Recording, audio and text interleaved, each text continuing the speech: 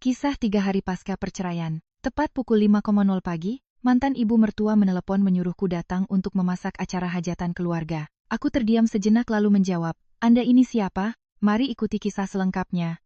Bus antar kota yang menempuh perjalanan panjang dari kampung halaman menuju Jakarta, berhenti di depan gang pada pukul 6.00 sore. Aku menarik koper plastik berukuran besar di belakang, sementara Hendra dengan kedua tangannya membawa 2 tas berisi buah tangan, melangkah cepat menuju gerbang rumah. Rumah 3 lantai itu terletak jauh di dalam gang kecil di kawasan Jakarta Pusat, dengan gerbang besi bercat hijau yang lapisannya sudah mulai mengelupas karena karat. Baru saja melewati teras, Hendra langsung meletakkan barang bawaannya di lantai ubin ruang tamu. Ia segera merogoh amplop tebal dari saku jaketnya lalu berjalan lurus ke kamar Ibu Tari, ibunya, yang berada di lantai 1. Aku merapikan sepatuku di rak kayu, meletakkan koper di sudut bawah tangga, lalu mengikuti suamiku untuk menyapa ibu mertua. Pintu kamar setengah terbuka, kulihat Hendra menyerahkan amplop itu kepada Ibu Tari dengan kedua tangannya. Hendra berkata bahwa itu adalah gaji bulannya ini sebesar 15 juta, ditambah uang hadiah pernikahan dari teman-teman kantor kami sebesar 30 juta. Ia menyerahkan semuanya untuk disimpan sang ibu guna mengurus biaya kebutuhan rumah tangga.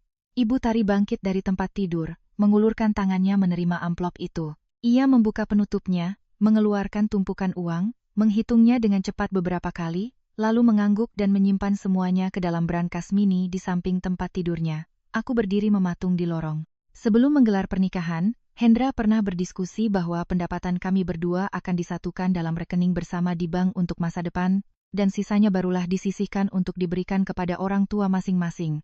Hari ini, ia dengan sewenang-wenang menyerahkan seluruh aset bersama kepada ibu kandungnya tanpa berdiskusi sepatah kata pun denganku. Setelah mengunci brankas dengan hati-hati, Ibu Tari menoleh dan melihatku berdiri di pintu. Ia berjalan menarik kursi kayu, menunjuk agar aku duduk di meja ruang tamu. Ia menuangkan secangkir teh tawar yang sudah dingin ke arahku, lalu mulai menjabarkan serangkaian peraturan. Ia berkata bahwa rumah ini sudah lama memiliki tradisi keluarga yang disiplin, menantu baru harus menjaga tata krama, mulai dari tutur kata hingga jam aktivitas. Mulai besok, aku harus memasang alarm bangun pukul 5.30 pagi untuk membersihkan rumah, pergi ke pasar membeli bahan segar, dan memasak sarapan untuk seluruh keluarga. Ia melarang keras kebiasaan jajan di luar atau membeli makanan jadi, karena selain boros, kebersihannya tidak terjamin. Mengenai gaji akuntanku, ia menuntut agar setiap bulan dari gajiku yang 10 juta, aku harus menyisihkan tepat 8 juta untuk diberikan kepadanya. Uang ini digunakan untuk biaya makan, listrik, air, internet, dan popok untuk Bapak Budi, ayah mertuaku. Sisa 2 juta hanya boleh kugunakan untuk bensin, pulsa, ganti oli motor, dan sumbangan pernikahan teman. Hendra duduk di sebelah ibunya, memegang cangkir teh, terus mengangguk setuju. Ia menyuruhku menuruti saja perkataan ibunya agar rumah tangga damai. Aku menatap suamiku, berniat membuka mulut untuk menanyakan dana bersama yang dijanjikan sebelum menikah, tapi Hendra buru-buru menepisnya dengan tangannya. Ia bilang, uang paling aman jika dikelola oleh ibu kandungnya tidak akan pernah perhitungan dengan anak-anaknya. Keesokan paginya, alarm di ponselku berbunyi nyaring pukul 5.30. Udara pagi hari di musim penghujan terasa cukup dingin. Aku menyingkap selimut, turun dari tempat tidur, memakai kaos kaki, lalu menambahkan jaket. Turun ke lantai dasar, aku menyalakan lampu dapur, mulai memetik sayur kangkung, mencuci beras, menyalakan rice cooker, dan menyalakan kompor gas untuk memanaskan sisa lauk semalam. Rumah 3 lantai ini harus disapu setiap hari. Aku memegang sapu mulai dari balkon atas, menyapu turun ke setiap anak tangga, mengambil kain basah untuk mengelap debu di pegangan kayu dan permukaan tangga granit. Hampir pukul 10.00 pagi, seluruh keluarga baru bangun satu persatu untuk mandi. Sarapan disajikan di atas meja kaca, semangkuk nasi panas, sepiring daging sapi tumis, dan semangkuk sayur bening bayam. Ibu Tari duduk di meja, menjepit sepotong daging sapi, menelitinya dengan saksama lalu menjatuhkannya kembali ke piring. Ia menggerutu, dagingnya terlalu asin dan potongannya sebesar telapak tangan, tidak tahu cara berhemat. Ia memperingatkanku, sepulang kerja nanti aku harus langsung ke pasar tradisional untuk membeli bahan segar, tidak boleh mampir-mampir ke minimarket untuk membeli barang tak penting. Selesai makan, aku buru-buru membereskan piring dan membawanya ke tempat cuci piring di belakang. Aku membilas piring dengan air dingin, mencucinya dengan sabun, lalu menyusunnya di rak dinding stainless steel. Bergegas naik ke lantai 2 untuk berganti pakaian kantor, aku mengeluarkan motor bebekku dari gerbang pada pukul 7.30, agar sempat absen sidik jari di perusahaan pukul 8.00. Tiba di perusahaan ekspor-impor, aku langsung tenggelam dalam tumpukan dokumen akuntansi yang menggunung di atas meja. Aku sibuk memasukkan angka pengeluaran dan pemasukan ke dalam perangkat lunak, mencocokkan setiap faktur pajak hingga mataku berkunang-kunang. Sore hari sepulang kerja pukul 5.30, beberapa rekan wanita mengajakku minum es dan makan camilan di pinggir jalan. Aku terpaksa menolak, beralasan sibuk dengan urusan rumah, lalu buru-buru menyalakan motor, melaju menuju pasar tradisional yang berjarak 5 km dari rumah. Membawa uang 100.000, aku menghitung-hitung. Membeli kangkung 5.000, daging sapi 40.000, dan seekor ikan nila kecil 30.000. Dengan kantong kresek bergelantungan di stang motor, aku pulang. Begitu melangkah masuk gerbang, mataku langsung tertuju pada tumpukan pakaian kotor Hendra dan Ibu Tari yang berserakan di ember plastik besar di area cuci. Belum sempat berganti pakaian, aku memasukkan belanjaan ke kulkas, lalu menyingsingkan lengan kemeja, duduk mengucek setiap kemeja dan celana bahan dengan tangan, karena mesin cuci rusak belum diperbaiki. Makan malam disajikan pukul 8.00. Hendra makan sambil matanya tertuju pada layar ponsel, menonton siaran langsung sepak bola. Ibu Tari baru makan setengah mangkuk lalu meletakkan sumpit, mengeluh ikannya kurang bumbu, dan sayur kangkungnya menghitam karena panci tidak dibuka saat direbus. Selama 30 menit makan malam, tak seorang pun bertanya apakah aku lelah bekerja seharian. Setelah beres-beres, aku mandi ala kadarnya, lalu melangkah gontai ke kamar tidur pukul 11.00 malam. Hari pertama sebagai menantu ditutup dengan kelelahan yang luar biasa, menjadi pertanda rentetan hari-hari kerja fisik tanpa akhir di depan mata. Pekerjaan akuntansi di perusahaan semakin banyak di akhir tahun karena harus menyesuaikan utang piutang. Divisiku sering lembur untuk menyelesaikan laporan pajak. Terpaksa aku meminta izin bos untuk membawa dokumen ke rumah dan mengerjakannya di malam hari. Beban pekerjaan rumah sama sekali tidak berkurang sedikit pun. Setiap pagi buta aku membawa keranjang belanja berjalan kaki ke pasar kaget di depan gang. Hari ini aku mampir ke tukang daging langganan, membeli sedikit daging cincang dan iga untuk dimasak sup. Totalnya penjual menagih 65.000. Sesampainya di rumah, Ibu Tari sudah siaga berdiri di pintu dapur. Ia membongkar keranjang belanjaku, memeriksa setiap plastik, dan mengangkat kantong daging. Ia menatap lekat-lekat daging itu lalu bertanya berapa harganya. Mendengar harganya, ia memukul meja dapur dengan keras, suaranya meninggi. Ia memakiku sebagai perempuan yang tidak tahu cara menawar, rugi 5.000 dibandingkan harga yang ia beli sendiri kemarin. Ia berulang kali mengungkit gajiku yang kecil, mengatakan bahwa aku bisa menikah dengan pria ber-KTP Jakarta adalah anugerah 7 turunan, tapi aku malah boros. Aku diam-diam memasukkan daging ke kulkas, mengambil saringan untuk mencuci sayur, tanpa membantah sepatah kata pun. Setelah mencuci tangan dengan sabun, aku mengambil kain pel dan ember berisi cairan karbol, berjalan naik ke lantai 3. Aku mengepel setiap anak tangga dengan susah payah, memeras kain pel berulang kali hingga keringat bercucuran membasahi ketiak kemejaku. Sore harinya, tiba-tiba hujan deras disertai angin kencang melanda. Aku memakai jas hujan plastik tipis, mengendarai motor dari kantor. Cipratan lumpur mengotori celana bahanku, air hujan merembes membasahi baju di dalamnya. Setibanya di halaman, kulihat pintu utama terbuka lebar, air hujan tampias membasahi sofa kain di ruang tamu, dan menggenangi karpet.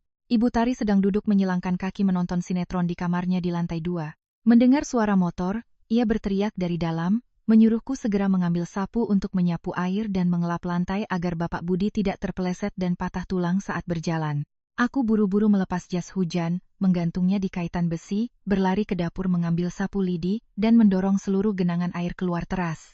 Setelah mengelap lantai kayu 3 kali hingga kering, barulah aku pergi mengganti pakaian. Setelah itu, aku kembali sibuk memotong daging, memetik sayur, dan memasak makan malam untuk keluarga. Pukul 6.30 sore, Hendra pulang kerja. Ia melempar tas kerjanya ke sofa lalu langsung masuk ke kamar mandi, menyalakan pemanas air, tanpa merapikan sepatu pantofelnya yang berserakan di depan pintu. Makan malam tersaji di meja kaca, suasana keluarga sangat sunyi, hanya terdengar bunyi dentingan piring dan sumpit. Selesai makan, aku membawa piring-piring kotor ke keran air di luar untuk dicuci.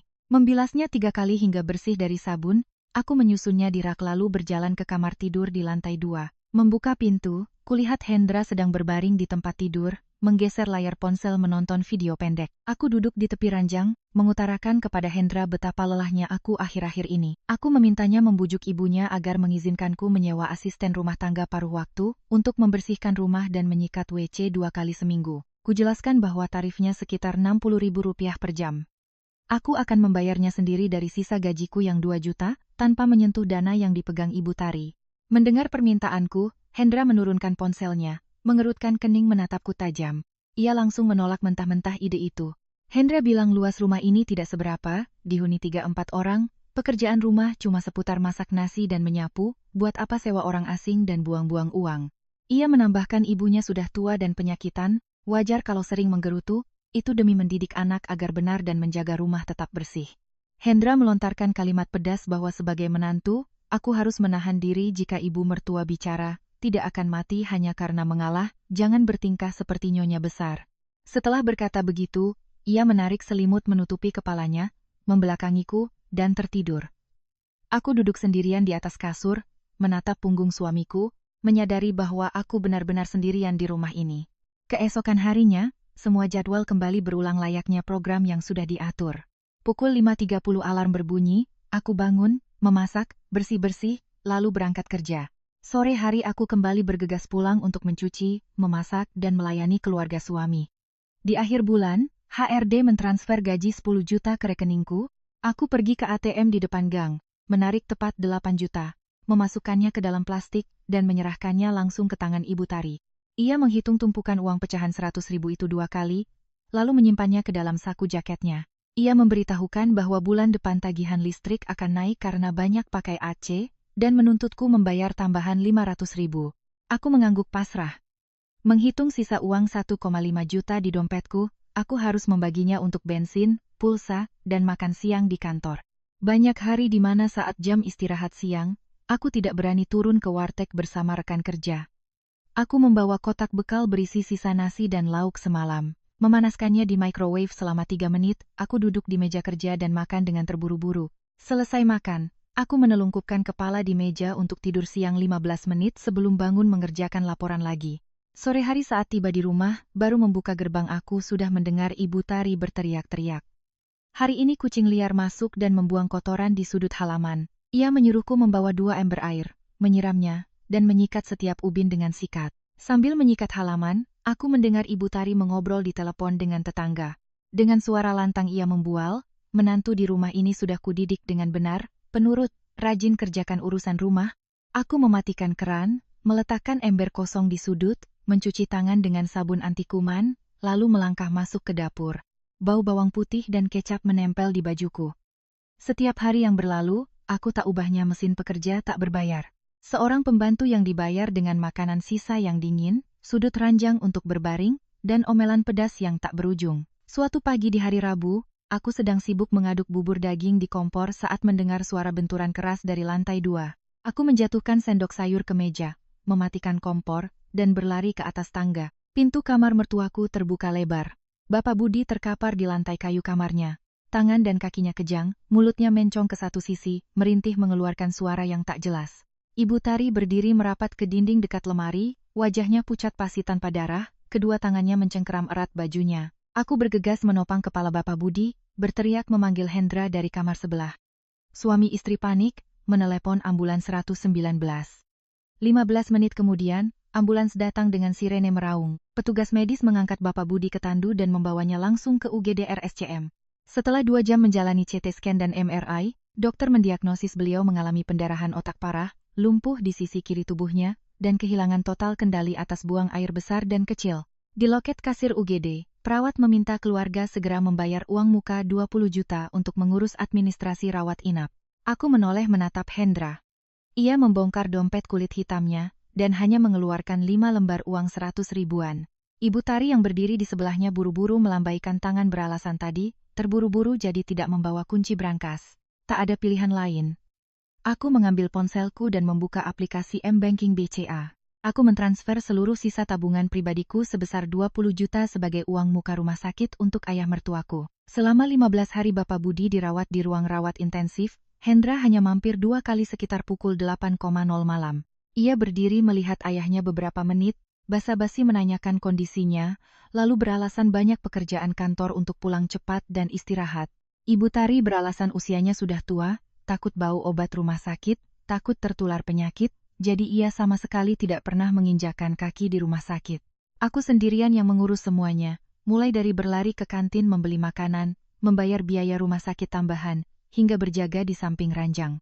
Dokter mengajariku cara memijat, dan aku dengan hati-hati memijat tangan dan kaki ayah mertuaku 3 kali sehari agar ototnya tidak kaku. Siang hari aku meminta izin atasan untuk bekerja dari jarak jauh. Aku memangku laptop di koridor rumah sakit. Siang hari aku curi waktu membeli makan. Malam hari begadang menjaga cairan infus agar segera memanggil perawat saat habis. Tubuhku melemah dengan cepat, kantung mataku menghitam, berat badanku turun hampir 3 kilogram hanya dalam sebulan. Suasana keluarga menjadi sangat menyesakkan dan tegang. Sejak Bapak Budi keluar dari rumah sakit, ia berbaring lumpuh di ranjang medis dengan engkol yang diletakkan di sudut ruang tamu agar mudah dirawat. Dokter meresepkan daftar panjang obat-obatan impor mahal untuk pemulihan saraf. Ditambah lagi dengan biaya alat kesehatan seperti susu ensure, popok dewasa, sarung tangan karet, alkohol, kapas, dan perlak anti luka. Setiap bulan aku menghitung total pengeluaran ini melonjak hingga 25 juta, menekan pundakku. Aku membuka laptop, membuat rincian pengeluaran medis di Excel. Kucetak di kertas HVS dan kuserahkan pada Hendra serta Ibu Tari saat makan malam untuk membahas pembagian biayanya. Hendra melirik kertas itu, lalu mendorongnya kembali ke piring. Ia menghela napas, beralasan ekonomi sedang sulit, perusahaannya memotong gaji dan bonus. Ia sama sekali tidak punya uang tunai untuk disumbangkan. Ibu Tari terus berdecak. Ia beralasan uang simpanan di brankas sudah dibelikan emas dan didepositokan di Bank Mandiri berjangka 12 bulan. Sekarang belum jatuh tempo jadi tidak bisa dicairkan. Kalau ditarik lebih awal, bank akan memotong bunganya. Pada akhirnya, seluruh beban finansial jatuh pada tabungan pribadiku sebesar 500 juta, hasil jerih payahku bekerja sebagai akuntan sejak masih lajang. Kelelahanku tak berhenti pada tekanan finansial. Bapak Budi kehilangan kemampuan mengendalikan otot sfinkternya. Seluruh aktivitas makan, buang air kecil dan besar terjadi di atas ranjang di ruang tamu. Suatu sore, Bapak Budi buang air besar di popoknya, bau busuk menyengat memenuhi lantai 1. Ibu Tari yang sedang menonton berita televisi, buru-buru menutup hidungnya dan lari ke kamarnya di lantai 2, mengunci pintu dari dalam. Hendra yang baru memarkir motornya di halaman, mencium bau itu dan langsung berbalik arah, menghidupkan motornya pergi ke warung kopi di depan gang. Aku yang baru pulang kerja, belum sempat meletakkan tas, langsung menyingsingkan lengan baju. Aku lari ke kamar mandi, menyiapkan air hangat di baskom, handuk bersih, dan memakai sarung tangan medis. Aku bersusah payah membalikkan tubuh ayah mertuaku yang seberat 70 kg, melepas popok yang penuh kotoran, menggulungnya, dan membuangnya ke kantong sampah. Aku menggunakan lap hangat untuk membersihkan punggung dan pinggulnya, mengoleskan bedak anti ruam tipis-tipis, lalu dengan hati-hati memasangkan popok baru di bawah bokongnya. Selesai itu, aku mengumpulkan spray kotor, merendamnya di ember, dan menyemprotkan pengharum ruangan ke seluruh penjuru ruang tamu. Pukul 10.00 malam, Hendra pulang dalam keadaan sedikit mabuk, menjatuhkan dirinya ke sofa. Ibu Tari juga turun dari atas, menyuruhku ke dapur membuatkan mie instan pakai telur. Aku membawa semangkuk mie panas ke meja, berdiri tegak mengusulkan agar kami bergantian piket malam, membalikkan tubuh Bapak setiap 2 jam agar tulang ekornya tidak lecet. Ibu Tari langsung mengerutkan wajah, memijat kedua pelipisnya. Ia mengeluhkan vertigo kronisnya kumat, tekanan darahnya naik turun. Ia bilang kalau malam bangun dan membalikkan badan lalu ia pingsan terjatuh. Nanti istri suamiku akan ketambahan masalah baru. Hendra yang sedang menenggak air mineral ikut-ikutan mengeluh. Perusahaannya sedang sibuk mengejar proyek akhir tahun. Ia butuh tidur cukup 8 jam agar besok bisa melayani klien, tidak bisa begadang. Ibu dan anak itu saling dukung, menepis segala tanggung jawab merawat Bapak Budi. Malam itu aku begadang. Setiap 2 jam aku bangkit dari tikar, turun membalikkan tubuh ayah mertuaku, memeriksa popoknya, menyuapkan air hangat. Melihat Bapak Budi meneteskan air mata tak berdaya di ranjang, aku sadar bahwa hari-hari ke depanku akan menjadi pertarungan sendirian, tanpa ada yang bahu-membahu berbagi beban. Hari-hari setelah Bapak Budi pulang dari rumah sakit, ritme hidupku kacau balau. Pekerjaan di divisi akuntansi sedang sibuk tutup buku kuartal ketiga. Tumpukan faktur pajak menggunung menanti diinput ke sistem. Aku harus menyetel alarm pukul 4.00 pagi untuk membersihkan diri, mengganti popok, memasak bubur, dan menyuapi ayah mertuaku. Selesai urusan rumah, aku bergegas memacu motor ke kantor agar tepat waktu absen. Pukul 12.00 siang, bukannya makan bekal bersama rekan kerja di kantor. Aku memacu motor belasan kilometer di bawah terik matahari kembali ke rumah.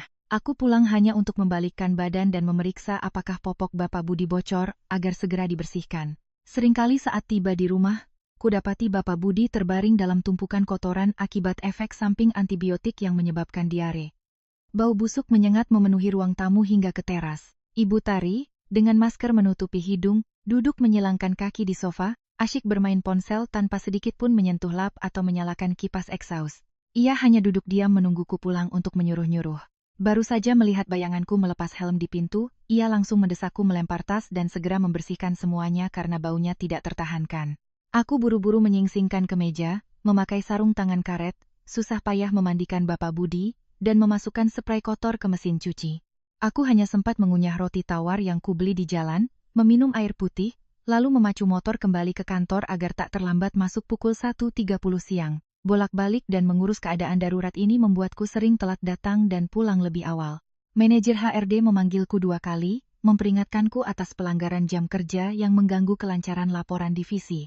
Jumat malam minggu itu, Hendra pulang minum-minum dengan klien sangat larut. Ia terhuyung-huyung mendorong pintu pukul 11.00 malam, melempar tas kerjanya ke meja kaca lalu merebahkan diri di sofa. Aku sedang membawa baskom air hangat dicampur garam untuk mengelap tubuh bapak mertuaku sebelum tidur. Ibu Tari turun dari tangga, menepuk bahu Hendra menyuruhnya duduk tegak untuk rapat keluarga. Ia berdeham, memulai lagu lama mengeluhkan kesehatannya. Ia bercerita vertigonya sedang parah, kepalanya berputar seperti baling-baling, berjalan harus merambat tembok.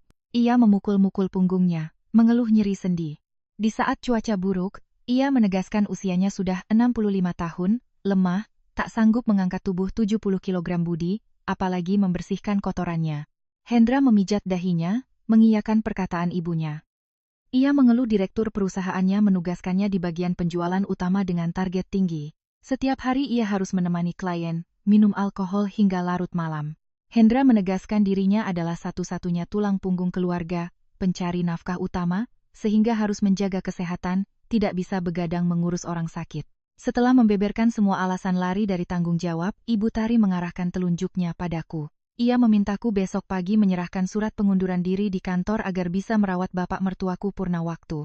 Aku terperangah, menjatuhkan handuk basah ke dalam baskom, air memercik ke lantai. Aku menjelaskan bahwa pekerjaanku sedang stabil, gaji 10 juta sangat membantu beli susu, popok, dan obat. Aku menyarankan opsi menyewa perawat ahli dari yayasan yang biasa menangani pasien stroke. Gaji perawat itu sekitar 8 juta per bulan, ditambah uang makan, aku bersedia membayarnya sendiri. Mendengar uang harus dikeluarkan untuk sewa perawat, Hendra menggebrak meja kaca. Ia menolak mentah-mentah ideku. Hendra menganalisis dengan suara tinggi, gajiku cuma 10 juta. Potong gaji perawat 8 juta dan uang makan 2 juta, sama saja aku kerja cuma-cuma buat menghidupi orang asing. Ia menyimpulkan membawa orang asing masuk ke rumah itu boros dan rumit. Bagaimana kalau mereka mencuri barang atau memukul Bapak Budi saat rumah sepi? Siapa yang tanggung jawab? Ibu Tari menimpali putranya, melancarkan serangan moral yang berat. Ia menepuk dada, mengatakan aku sebagai menantu yang numpang makan di rumah suami, saat mertua sakit parah harusnya maju mengurus, jangan malah mengharap orang luar. Ia menggunakan dalih bakti anak. Ia menunjuk wajahku. Mengancam jika aku bersikeras kerja dan membiarkan Bapak Budi mati membusuk di rumah tak terurus, dosa durhaka itu akan kutanggung sendiri dan namaku akan busuk di mata keluarga besar selamanya. Ibu dan anak itu terus menekanku, melontarkan hujatan yang tak memberiku kesempatan membela diri. Melirik ke arah ranjang di sudut ruangan, Bapak Budi mencoba menggerakkan tangan kanannya yang tidak lumpuh, mulutnya merintih mengeluarkan suara tanpa arti. Matanya memancarkan kelelahan dan ketidakberdayaan. Aku terdiam, memeras handuk basah, lalu berbalik melanjutkan mengelap tubuh ayah mertuaku, mengakhiri perdebatan. Keesokan paginya, aku memacu motor ke kantor 30 menit lebih awal dari biasanya. Meja kerjaku masih dipenuhi faktur merah dan bukti transfer yang belum diinput ke sistem. Aku membuka laptop, membuka Microsoft Word, dan mengetik surat pengunduran diri singkat. Alasannya tertulis, keluarga sakit parah butuh perawatan purna waktu, sehingga memohon berhenti sebelum masa notis berakhir. Manajer HRD memegang surat itu, menatapku iba, saya sarankan kamu pikir ulang, cari posisi akuntan dengan gaji dan lingkungan sebaik ini di akhir tahun sangatlah susah. Aku tersenyum getir, berterima kasih lalu kembali ke meja mengurus handover. Aku mencetak daftar dokumen, menyerahkan file Excel, kata sandi sistem, dan kunci lemari ke rekanku. Selesai menandatangani berita acara, aku melangkah keluar dari gedung kantor pukul 11.00 siang. Aku membawa kardus kecil berisi cangkir, buku catatan, dan kotak pensil. Langit Jakarta kelabu, angin bertiup cukup kencang. Aku menghidupkan motor, melaju membawa kardus menuju rumah 3 lantai yang tak asing lagi. Mulai sekarang, duniaku menyempit, hanya sebatas ruangan 10 meter persegi di sekeliling ranjang Bapak Budi. Makan siang pertamaku setelah resmi resign, aku sibuk memasak 4 lauk di dapur lalu menghidangkannya di meja. Ibu Tari duduk, santai mengambil sepotong bakwan jagung ke mangkuknya lalu mengeluarkan aturan baru. Ia menyerahkan seluruh tugas memandikan, mencuci, menyuapi, dan memberi obat Bapak Budi kepadaku tepat waktu. Ia menekankan bahwa sekarang aku tidak bekerja, waktu luangku banyak, jadi rumah dari lantai 3 sampai lantai 1 harus selalu mengkilap. Sama sekali tidak boleh ada bau busuk yang mengganggu kenyamanan dan pertemuan arisannya dengan teman-temannya. Hari-hari merawat pasien stroke di rumah mengubahku menjadi mesin yang tak pernah berhenti. Hari-hariku dimulai tepat pukul 5.00 pagi. Hal pertama adalah ke kamar mandi, mengisi baskom dengan air hangat dicampur cairan infus NaCl, menyiapkan kapas dan alkohol 70%. Aku mengerahkan seluruh tenaga untuk memiringkan tubuh Bapak Budi yang seberat 70 kg, menyangganya dengan bantal. Kulit di bagian punggungnya mulai kemerahan dan melepuh karena terlalu lama berbaring, aliran darahnya tak lancar. Dengan pinset, aku menjepit kapas beralkohol, membersihkan kulit yang tertekan di tulang ekor dan bahu. Setelah alkohol kering, aku mengoleskan salep antidekubitus impor tipis-tipis. Proses mengganti popok setelahnya juga menguras banyak tenaga dan kesabaran. Bapak Budi kehilangan kendali buang air. Feses cair dan urin sering meluber ke pinggir popok, mengotori perlak plastik dan pakaian tidurnya. Aku harus menggunakan banyak tisu kering untuk membersihkan kotoran kasarnya, lalu mengelapnya berulang kali dengan lap hangat sampai kulitnya benar-benar kering sebelum memakaikan popok baru. Tumpukan spray dan pakaian kotor kumasukkan ke ember besar, kubawa ke kamar mandi, dan kusemprot dengan air bertekanan tinggi untuk merontokkan kotoran sebelum kumasukkan ke mesin cuci. Tangan yang dulu terawat, semenjak aku berhenti kerja menjadi keriput. Kulit ujung jariku mengelupas karena terus-menerus terpapar sabun cuci, pemutih pakaian, dan cairan pembersih kloset. Masalah makan Bapak Budi juga butuh kesabaran ekstra. Dokter menyarankan makanan cair yang diblender halus agar tidak tersedak, yang bisa menyebabkan radang paru-paru atau penyumbatan jalan napas. Setiap hari aku ke pasar membeli daging sapi tanpa lemak, ikan gabus filet, dan aneka sayuran untuk dipresto menjadi kaldu. Aku memakai kaldu itu untuk memasak bubur, lalu memasukkan semuanya ke blender. Setelah halus, karing lagi dengan saringan stainless agar tak ada ampas tersisa. Setiap makan, aku menggunakan suntikan besar ukuran 60 ml, menyedot bubur hangat lalu memompanya pelan-pelan ke mulut bapak mertuaku yang mencong. Terkadang karena otot rahangnya tidak sinkron, bubur meluber keluar, mengotori dagu dan lehernya. Aku mengelapnya dengan tisu, menunggunya menelan ludah sebelum memompa lagi.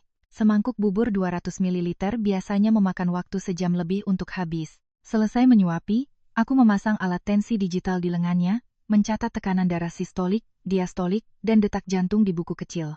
Lalu aku membuka obat jantung, obat tensi, dan obat pengencer darah, menggerusnya di lumping hingga halus. Aku mencampur bubuk obat itu dengan air hangat, lalu meminumkannya melalui suntikan. Semua prosedur harus dilakukan tepat waktu sesuai buku resep dokter. Tak boleh meleset sedikit pun.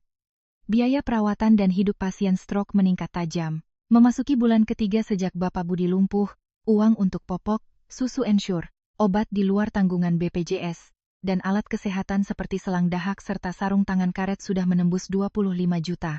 Malam itu, usai mencuci piring, aku membawa buku catatan pengeluaran beserta setumpuk kwitansi cap lunas dari apotek ke meja ruang tamu.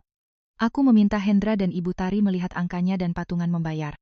Hendra memegang buku itu, melirik angka totalnya, lalu melemparnya kembali ke kaca. Ia menyalakan sebatang rokok, mengisapnya dalam-dalam, menghembuskan asap pekat ke ruang tamu lalu mengeluh, ekonomi sedang lesu. Hendra beralasan gajinya tertunda 2 bulan, dompetnya kosong melompong. Ibu Tari yang sedang asyik memijat tangannya dengan lotion lidah buaya, mendengar soal uang langsung bersuara lantang menolak. Ia menyatakan deposito 500 juta miliknya di Bank Mandiri berjangka 12 bulan tidak bisa disentuh. Kalau ditarik sebelum jatuh tempo, bunga 15 jutanya akan hangus. Ia bersikeras biaya rumah sakit adalah tanggung jawab anak laki-laki dan menantunya. Ia tidak punya kewajiban mengeluarkan dana pensiunnya. Hendra berdiri, mengambil ponsel dan bungkus rokok, melangkah keluar merokok, membiarkanku sendirian di sofa dengan tumpukan tagihan yang belum terbayar. Tak mungkin kubiarkan ayah mertuaku putus obat pengencer darah atau memakai popok kotor yang bisa menyebabkan infeksi saluran kemih. Aku memutuskan mengambil tabungan pribadiku. Buku tabungan Bank BCA senilai 500 juta, atas namaku itu adalah hasil jerih payahku berhemat selama 5 tahun bekerja sebelum menikah dengan Hendra. Awalnya uang itu kusiapkan untuk modal buka usaha kecil atau persiapan dana persalinan kelak. Esok paginya, aku membawa KTP ke cabang BCA terdekat, mengisi formulir penarikan. Aku meminta teller mentransfer langsung 20 juta ke rekening apotek besar di kawasan Pramuka untuk melunasi tagihan bulan ini. Bersamaan dengan itu, aku menelepon agen menyetok 5 dus popok, 10 lapis perlak, dan 2 dus susu bubuk, minta diantar ke rumah agar dapat harga grosir. Saldo tabunganku menyusut puluhan juta setiap bulannya, ditukar dengan napas kehidupan Bapak Budi yang tertatih dari hari ke hari. Suatu sore, saat aku sedang memompa jus jeruk untuk bapak mertuaku, ia tiba-tiba terbatuk hebat, wajahnya memerah. Aku buru-buru mencabut suntikan, memiringkan tubuhnya, menepuk pelan punggungnya agar dahaknya keluar. Setelah batuknya reda dan napasnya normal, kulihat 2 garis air mata mengalir di pipi keriputnya. Mata keruhnya menatapku lekat-lekat, memancarkan keputusasaan. Ia sadar betapa lelah dan mahalnya pengorbananku, tapi tubuh lumpuhnya tak memungkinkannya mengucapkan sepatah kata pun untuk membelaku. Aku diam-diam menyeka air matanya dengan tisu, merapikan selimutnya, lalu turun ke dapur memetik daun katuk untuk makan malam. Kontras dalam kehidupan keluarga di rumah 3 lantai ini makin kentara. Sementara aku pusing 7 keliling dari pagi hingga malam dengan urusan rumah dan merawat orang sakit, Ibu Tari bersantai menikmati hidup bak lansia berduit. Sejak aku resign untuk merawat Bapak Budi, ia menyerahkan seluruh urusan dari belanja, masak, bersih-bersih, hingga mencuci kepadaku. Ia sama sekali tak menyentuh apapun, bahkan menyapu daun kering di halaman pun tidak. Setiap pagi ia bangun pukul 1.00 santai memilih baju sutra atau kebaya beledu mewahnya. Ia duduk di meja rias memoles lipstik merah, menggambar alis, lalu menenteng tas mahal untuk senam tera bersama klub pensiunan di Taman Suropati. Selesai senam sekitar jam 9.00 pagi, ia dan teman-temannya pergi makan soto daging, minum kopi, dan mengobrol. Baru menjelang jam 12.00 siang ia pulang naik taksi untuk makan siang. Sore harinya, ia rajin ikut pengajian majelis taklim atau menyewa ojek untuk menjenguk kerabat di berbagai penjuru kota.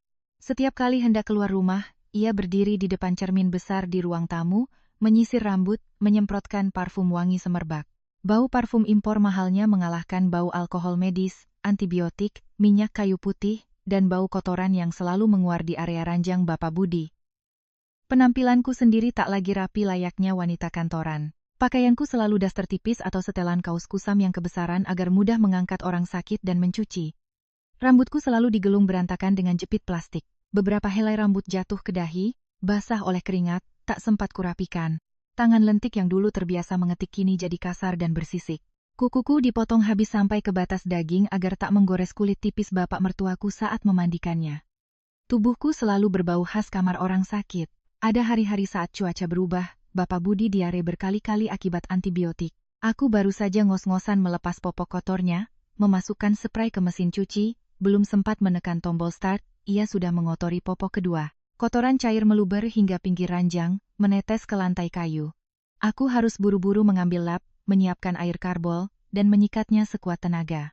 Aku mengepelnya berulang kali sampai lantai tak terasa lengket. Hampir jam 12.00 siang, aku sedang sibuk mengaduk tumisan di dapur, lengan daster masih digulung tinggi, celemek kain kasarku penuh bercak minyak. Saat itulah Ibu Tari masuk gerbang. Ia baru pulang dari acara ulang tahun teman klub senamnya, memakai gaun bercorak cerah dengan kalung mutiara berkilau. Begitu masuk ke teras, ia langsung mengerutkan kening, menutup hidungnya rapat-rapat dengan tangan yang penuh cincin emas. Bapak Budi baru saja buang air 10 menit yang lalu. Aku belum sempat membersihkannya karena sedang membalik daging di kompor, agar tak gosong.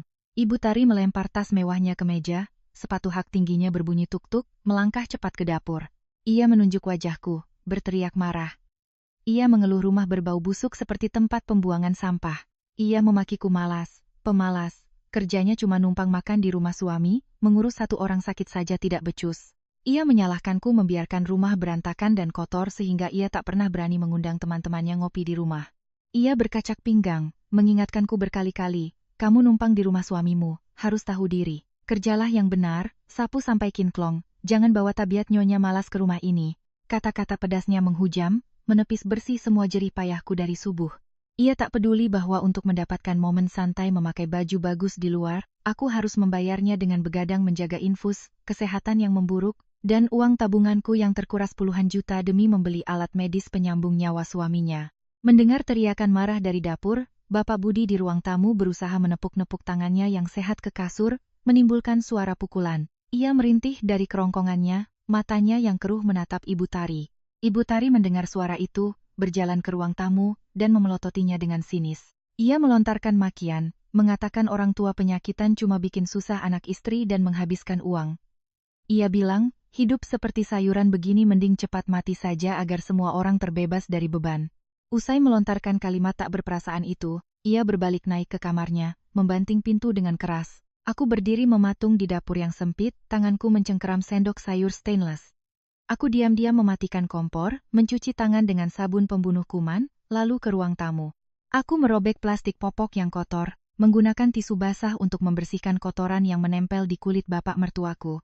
Setelah memakaikan popok baru, aku berkeliling membuka seluruh jendela kayu, menyalakan kipas exhaust berdaya tinggi. Aku menyemprotkan pengharum ruangan aroma serai wangi ke seluruh sudut, bawah lemari, dan pojok atap untuk mengusir bau busuk. Aku kembali ke dapur, mengambil semangkuk nasi penuh, menyusun lauk pauk dengan rapi, lalu mengantarkannya langsung ke kamar Ibu Tari. Turun ke bawah, aku menarik kursi di pojok meja makan dan buru-buru menyuap nasi dingin dengan sayur bayam yang sudah tak mengepulkan asap. Kesabaran dan pengorbananku ditukar dengan injakan tanpa ampun dari orang-orang yang berkedok keluarga sedarah. Setelah lebih dari setengah tahun aku mengundurkan diri demi merawat Bapak Budi, sikap Hendra berubah drastis. Dulu ia sesekali berdiri di samping ranjang basa-basi menanyakan kondisi ayahnya. Sekarang, setiap kali melangkahkan kaki di ambang pintu, Hendra selalu bermuka masam, alisnya bertaut. Ia sering mengeluh, mendengus karena bau yang berputar-putar di rumah. Pernah suatu ketika aku baru saja usai memandikan Bapak Budi dan membuang popok kotornya. Hendra pulang, masuk ke ruang tamu, langsung mengipas-ngipaskan tangannya di depan hidung. Hendra mengerutkan wajah, membentakku karena malas mengepel sehingga rumah bau menyengat gabungan alkohol, minyak angin, dan bau busuk. Ia menendang ember plastik bekas pelan ke samping. Hendra menatap penampilanku dari ujung kepala hingga ujung kaki, yang saat itu mengenakan daster kusam, rambut acak-acakan karena seharian berkutat di dapur dan cucian. Ia melontarkan hinaan tajam bahwa aku terlihat tua, berantakan, dekil, dan bau, tak ada bedanya dengan pemulung atau pembantu. Mendengar kata-kata itu, aku hanya menunduk melihat jari-jariku yang keriput dan kapalan. Aku diam-diam menyimpan botol karbol, membawa tumpukan baju kotor ke tempat cucian di luar, tanpa melontarkan sepatah kata pun perlawanan. Sikap dingin Hendra tak hanya berhenti pada hinaan verbal, ia juga menghindari segala bentuk keintiman fisik sebagai suami istri. Sejak Bapak Budi sakit parah dan dirawat di ruang tamu, aku memindahkan barang-barangku dan tidur di atas tikar di sudut lantai agar mudah bangun malam membalikkan badan dan membuang kotoran Bapak. Hendra langsung beralasan ruang tamu sempit dan banyak kuman, lalu memindahkan semua pakaiannya ke kamar tidur di lantai 3. Ia beralasan butuh ruang yang tenang dan bersih untuk istirahat dan meeting online dengan klien. Sering malam hari setelah menyelesaikan urusan bersih-bersih jam 12.00 malam, aku mencuci tangan pakai sabun, memakai piyama bersih, berjalan naik ke lantai 3, mengetuk pintu untuk bicara soal uang. Hendra sering mengunci pintunya dari dalam. Ia berteriak dari balik pintu kayu, beralasan sedang video call dengan bosnya atau sedang sangat lelah butuh tidur, melarangku mengganggu. Selama berbulan-bulan, kami tidak bersentuhan fisik, tidak pernah mengobrol langsung lebih dari 5 menit. Komunikasi kami hanya berputar pada pesan singkat instruksi Hendra yang menyuruhku menyetrika ke meja tertentu, atau mengabarkan ia tidak makan di rumah. Frekuensi Hendra makan di rumah semakin jarang, lalu hilang sama sekali. Hampir setiap sore ia mengirim WA bilang tidak makan di rumah. Alasannya selalu sama. Perusahaannya sedang mengebut proyek akhir tahun, harus bersosialisasi dan minum-minum melobi klien. Ada kalanya Hendra pulang jam 2 atau 3 pagi dalam kondisi sangat mabuk, jalannya sempoyongan. Pakaiannya berbau miras mahal merek Chivas, bercampur parfum wanita aroma mawar yang kuat. Uang yang ia sumbangkan untuk keluarga juga putus total, tak ada sepeser pun yang disetor. Bulan lalu, saat aku menunjukkan buku catatan biaya mesin penyedot dahak dan kasur angin anti dekubitus seharga total 15 juta, Hendra menepis buku itu hingga terlempar ke lantai. Ia berteriak marah beralasan perusahaannya sedang hancur dan menunggak gajinya 2 bulan. Ia berteriak histeris, mengaku pergi kerja saja harus menggadaikan kartu kredit demi beli bensin mobil. Tak ada uang untuk berobat. Mulutnya teriak bangkrut, tapi Hendra terus-menerus membeli barang branded mahal. Saat mencuci bajunya, kulihat ia membeli beberapa kemeja merek Pierre Cardin yang mahal dan masih berlabel, disembunyikan di lemari. Ia mengganti ponselnya menjadi iPhone 14 Pro Max terbaru dan membeli sebotol parfum pria merek ternama seharga jutaan, dipajang di meja rias. Aku hidup di rumah 3 lantai itu layaknya bayangan bisu. Seorang pembantu tak kasat mata, tanpa nama, tanpa identitas. Pagi melek mata langsung berhadapan dengan perlak, popok, dan bubur saring. Malamnya mengubur diri dalam tumpukan piring berlemak dan baju bau yang harus dikucek. Aku terisolasi sepenuhnya dari dunia luar. Ibu Tari sibuk dengan jadwal pengajian dan kumpul arisan, Hendra sibuk dengan pesta pora hingga pagi di kafe-kafe. Tak ada satupun anggota keluarga yang bertanya padaku, bagaimana kabarmu, sehatkah? Sisa berapa uang tabunganmu? Isi dompetku makin kempis, uang deposito? 500 juta itu kini tinggal kurang dari 90 juta. Setelah berbulan-bulan membayar obat impor, biaya rawat, dan tagihan listrik air sekeluarga, keluarga ini kehilangan ikatan kebersamaan dan tak ada makan bersama. Aku sadar aku telah mengikatkan diriku pada kontrak kerja paksa tanpa batas waktu. Tempat di mana aku mengorbankan masa mudaku, karierku, dan uang tabunganku hanya ditukar dengan hinaan dan injakan. Penampilan Hendra yang tiba-tiba rapi berdandan dan sikap dinginnya menimbulkan kecurigaan mendalam. Suatu malam di hari Sabtu, gerimis dan angin bertiup dingin. Hendra pulang mabuk jam 2.15 pagi. Mendengar suara taksi berhenti di depan gang, aku membukakan gerbang. Hendra sempoyongan mendorong pintu, masuk ke ruang tamu, melempar jaket kulitnya ke sofa, lalu menelungkupkan wajahnya di atas meja kaca dan muntah berceceran. Aku susah payah membuat teh lemon panas, mengambil alat pel dan karbol untuk membersihkan sisa muntahan di meja dan lantai kayu. Selesai beres-beres, aku memapah tubuh beratnya menaiki tangga dan merebahkannya di ranjang lantai 3. Hendra mabuk parah dan langsung mendengkur begitu punggungnya menyentuh kasur. Saat aku menunduk menarik selimut untuk menutupi dadanya, ponselnya meluncur dari saku celana kainnya dan jatuh berbunyi buk di kasur.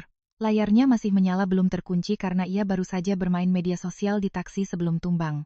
Aku memegang ponselnya, berniat menekan tombol daya di samping untuk mematikan layar. Tepat saat itu, sebuah pesan WhatsApp masuk dan muncul di notifikasi atas drop-down. Nama pengirimnya tersimpan di kontak sebagai istriku sayang Lina. Pesannya bertuliskan, tasnya bagus banget mas, cinta banget sama mas. Besok kita ke puncak yuk. Tanganku mencengkeram erat tepi logam ponsel itu. Aku menggeser layar ke atas, membuka aplikasi WhatsApp. Sandi layarnya adalah tanggal lahirnya sendiri, jadi aku langsung bisa masuk ke ruang obrolan. Percakapan yang terpampang membongkar seluruh kebenaran kotor itu. Hendra tidak menunggak gaji atau bangkrut seperti yang selalu diteriakannya saat aku menyodorkan tagihan rumah sakit. Di pesan itu, Hendra baru saja mengirimkan screenshot M-Banking BCA, menunjukkan transfer berhasil senilai pas 50 juta. Di berita transfer tertulis jelas, untuk istriku Lina beli tas Dior. Aku menggulir percakapan ke atas, deretan pesan mesra dan saling kangen. Foto-foto mereka liburan check-in di Hotel Bandung, makan di restoran barbeque Korea, terpampang nyata di depan mataku. Hendra memanggilnya istriku tercinta dengan wanita muda bernama Lina ini. Di foto-foto bersama, Lina berdandan menor, berlipstik merah menyala, memakai gaun ketat tali spaghetti yang memamerkan lekuk tubuhnya. Uang rupiah 10 juta untuk beli tas itu sama persis dengan uang yang harus kutarik dari tabungan bulan lalu untuk membeli obat pengencer darah dan disuntikkan ke ayahnya. Aku mengambil ponselku dari saku dan menyalakan kamera. Ku foto dengan cepat layar yang menampilkan percakapan WA, bukti transfer, dan foto wajah Lina. Selesai memotret 15 foto, ku letakkan kembali ponsel Hendra di kasur, mematikan lampu, lalu keluar kamar, menutup pintu pelan-pelan. Beberapa hari kemudian, aku kembali menemukan fakta kotor lainnya. Siang itu sekitar pukul 11.00, aku sedang jongkok menyiram talenan kayu di tempat cuci belakang, saat ku dengar suara bisik-bisik dari kamar Ibu Tari di lantai 2. Pintu kayu kamarnya terbuka sedikit. Aku mengelap kedua tanganku yang basah kecelemek, diam-diam melepas sandal, melangkah tanpa alas kaki menaiki tangga, mendekati celah pintu. Suara Ibu Tari terdengar jelas melalui celah. Ia sedang mengobrol di telepon pakai loudspeaker dengan Hendra. Aku merogoh ponsel di sakuku, menyalakan perekam suara, menempelkan mikrofon ke celah pintu. Ibu Tari memelankan suaranya tapi kata-katanya sangat jelas menginstruksikan Hendra. Kamu jalan-jalan sama Lina disembunyikan rapat-rapat ya. Jangan sampai Maya tahu, biar si Maya aja yang peras keringat ngurusin dan mandiin bapakmu, kita hemat uang bayar perawat. Nanti kalau bapakmu sudah meninggal, ibu bakal panggil agen properti buat jual cepat rumah 6 miliar di Jakarta Pusat ini, terus kita bagi uangnya. Kita beli kondominium mewah di Pondok Indah, usir si Maya ke jalanan tanpa uang sepeser pun, lalu bawa Lina masuk buat melahirkan anak laki-laki pewaris buat ibu. Suara Hendra menjawab singkat dari loudspeaker. Iya bu, ibu atur aja, nanti aku urus surat-surat buat jual rumah. Aku berdiri mematung layaknya batu di lorong. Rekaman audio yang tersimpan di ponselku adalah bukti paling jelas dan tajam dari konspirasi ibu dan anak ini untuk menggelapkan aset. Ternyata mereka tidak hanya mengeksploitasi tenagaku bak pembantu gratisan, memeras habis uang tunai pribadiku untuk biaya rumah sakit. Mereka juga merencanakan skenario detail untuk menendangku ke jalanan saat aku tak lagi punya nilai guna untuk melayani mereka. Diam-diam ku tekan tombol simpan rekaman, mengubah namanya menjadi rekaman rumah. Menyimpan ponsel di saku, aku melangkah turun ke dapur, melanjutkan memetik kangkung untuk makan siang. Aku tidak mendobrak pintu dan membuat keributan, melabrak, atau menangis. Aku bertekad tidak akan membiarkan diriku diinjak dan dirampok lebih jauh lagi. Aku akan bermain cantik, menunggu waktu yang paling tepat untuk membuat mereka membayar mahal atas tindakan kotor ini. Bapak Budi meninggal dunia di suatu subuh pertengahan Oktober, setelah lebih dari 3 tahun berbaring lumpuh menahan penyakitnya. Hari itu cuaca berangin dan hujan deras. Aku bangun pukul 5.30 pagi, membawa air hangat ke ruang tamu untuk memandikan dan mengganti popok seperti biasa. Baru saja menyentuh kakinya, kurasakan tubuhnya sudah dingin es dan kaku. Detak jantung di dadanya sudah berhenti sepenuhnya. Mesin monitor tanda vital di jarinya berbunyi tit-tit menampilkan garis lurus merah di layarnya. Aku menelepon ambulans 119. 15 menit kemudian, dokter datang memakai stetoskop, memeriksa dan memastikan beliau meninggal dunia karena gagal jantung akut. Seketika, rumah 3 lantai itu menjadi kacau balau. Ibu Tari dan Hendra menerima kabar, berlari turun dari lantai atas ke ruang tamu. Berdiri di depan jenazah Bapak Budi yang sudah ditutup kain putih, ibu dan anak itu langsung menangis meraung-raung. Ibu Tari berteriak memanggil nama suaminya, memukul-mukul dadanya sendiri, meronta dan jatuh tersungkur. Hendra juga memeluk kaki ranjang medis, menangis melolong menyayat hati. Ketika kerabat dari pihak keluarga suami di kampung mendapat kabar, mereka mulai berdatangan memakai jas hujan untuk melayat. Ibu Tari terus bercerita tentang betapa sedihnya ia kehilangan suami tulang punggungnya. Hendra memerankan sosok anak yang berbakti, berlutut di samping peti jenazah, menangis menyeka air mata sambil berterima kasih pada setiap pelayat yang datang. Sementara mereka sibuk menyambut tamu dan memainkan drama penderitaan, akulah satu-satunya orang yang berlari ke sana kemari, mengurus semua keperluan pemakaman. Aku menghubungi layanan kedukaan di rumah duka RSPAD. Aku pergi ke ATM, mengeluarkan uang pribadiku untuk membayar langsung paket layanan senilai 40 juta, termasuk peti mati kayu, mobil jenazah, dan karangan bunga. Aku mengarahkan tukang memasang tenda di depan gang, berlari ke pasar membeli peralatan sesajen, buah-buahan, dan bunga untuk didaraskan. Selama 3 hari acara pemakaman, aku berjaga di samping peti menyambut tamu, memegang pulpen mencatat di buku tamu, mengurus pesanan catering makanan untuk petugas dan kerabat jauh yang menginap. Ibu Tari beralasan darah tingginya melonjak, pingsan berkali-kali, jadi ia menarik diri ke kamar tidur, mengunci pintu dan istirahat. Ia hanya sesekali keluar menangis jika ada tamu VIP. Hendra sibuk menuangkan air, merokok, dan mengobrol dengan paman-pamannya di luar tenda, menyerahkan semua urusan hitung-hitungan buku, catering, dan pembayaran kepadaku. Setelah pemakaman selesai dan dikremasi, dimakamkan. Aku hampir ambruk, berat badanku turun 2 kilo lagi. Rekening bankku saat ini hanya tersisa 20 juta. Kini, setelah acara peringatan 40 harinya selesai, sifat asli Ibu Tari dan anaknya langsung terpampang nyata. Suatu pagi, saat aku sedang merapikan ruang tamu, membongkar ranjang medis dan memindahkannya ke halaman belakang, terdengar bunyi bel di gerbang. Seorang pria berjas hitam membawa koper dokumen masuk ke dalam rumah. Hendra dan Ibu Tari dengan gembira menyambutnya di pintu. Mereka duduk di meja kaca. Pria itu mengeluarkan meteran laser, mulai mengukur luas ruang tamu. Ia mengeluarkan tablet, memotret sudut-sudut rumah, dan melihat denah lantai atas. Aku membawa nampan teh, lalu bersembunyi di balik pintu dapur untuk menguping. Pria itu agen properti khusus area Jakarta Pusat. Ia sedang berdiskusi dengan Hendra tentang harga jual rumah. Hendra berkata dengan jelas, "Bapak pasang harga 6,5 miliar di internet, kalau ada pembeli deal 6 miliar, langsung kita lepas. Urusan balik nama sertifikat, BPHTB, saya yang urus." Ibu Tari yang duduk di sampingnya menambahkan, "Pak, tolong carikan pembeli yang punya dana tunai, transfer sekali jalan yang cepat ya. Rumah ini mau dijual cepat, kami mau beli apartemen 3 kamar dan pindah." Mereka secara terbuka mengeksekusi penjualan rumah yang ditinggali ini, tanpa menghindar atau berdiskusi denganku sepatah kata pun. Rencana menjual rumah dan mengusirku ke jalanan telah resmi dimulai.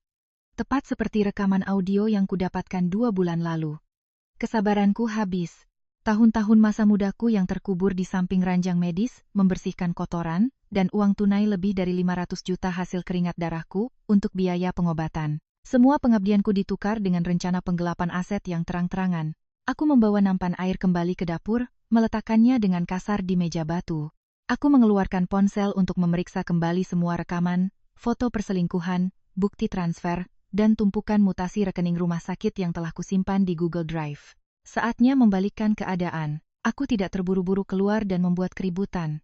Aku butuh persiapan matang dari segi bukti hukum untuk memastikan orang-orang kejam ini mengembalikan setiap rupiah keringat darah yang telah mereka peras dariku. Senin pagi, aku memberitahu Ibu Tari bahwa aku harus ke puskesmas untuk pemeriksaan kesehatan rutin. Aku mengambil kunci, mengeluarkan motor pada pukul 8.00 pagi, melaju langsung ke cabang Bank BCA di Jalan Sudirman.